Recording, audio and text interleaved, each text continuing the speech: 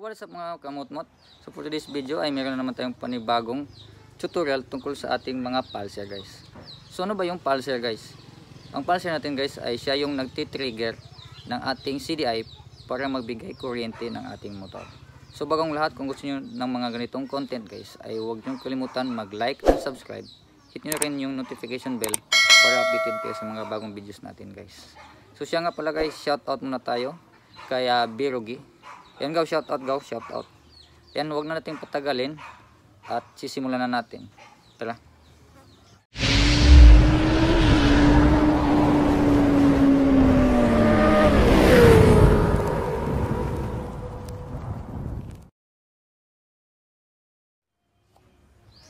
So yan guys, ito yung pulser natin guys.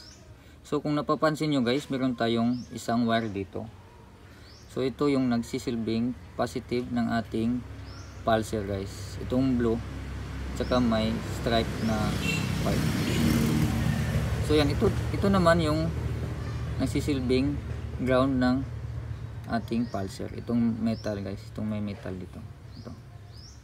Ito yung nagsisilbing ground o negative ng ating pulser. So sa pag-test ng ating pulser guys, ay kailangan lang natin ng isang tester para malaman natin kung merong continuity o contact sa positive at saka sa negative ng ating pulser. So yan, ilagay lang natin yung positive na wire sa positive ng ating tester guys. Yan. Tsaka yung negative dito sa negative ng ating pulser guys. So yan guys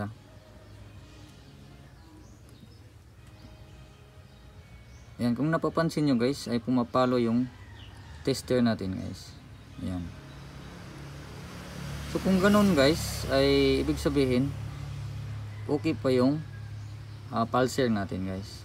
Hindi pa to sira guys.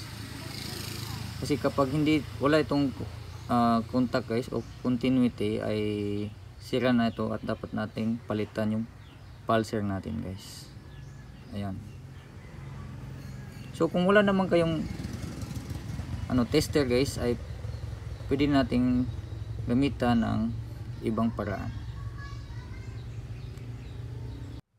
So kung wala naman tayong tester guys ay pwede tayong gumamit ng lighter guys.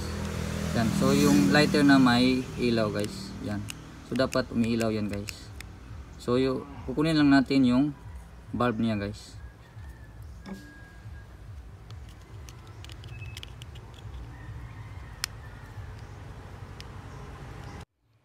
So yan guys, ito na yung bulb ng ating lighter guys. So kung napapansin nyo guys ay meron tayong isang mahaba at sa maiksi na terminal ng ating bulb. So ilagay lang natin yung positive ng ating pulser dito sa maiksi guys. Yan. So ilagay lang natin ito guys.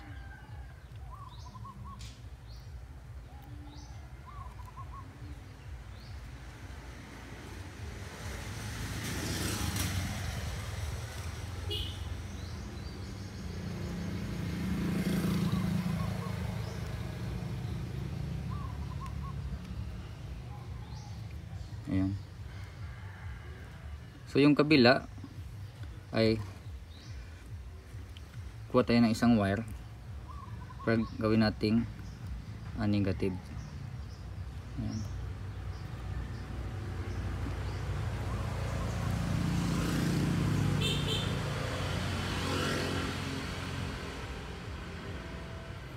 Tsaka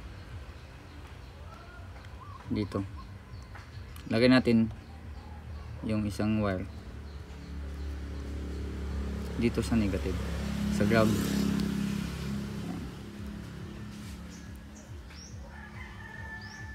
Okay.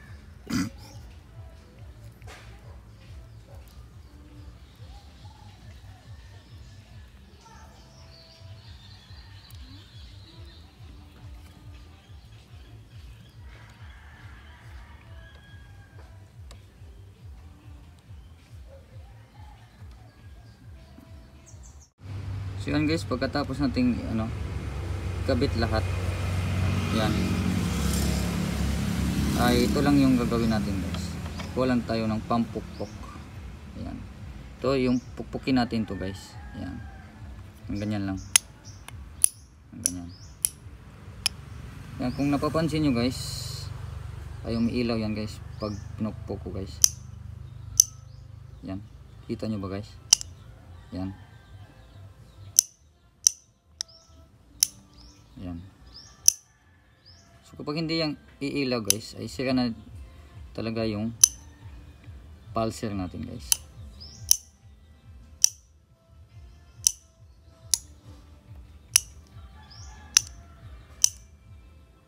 Yan guys, maraming salamat.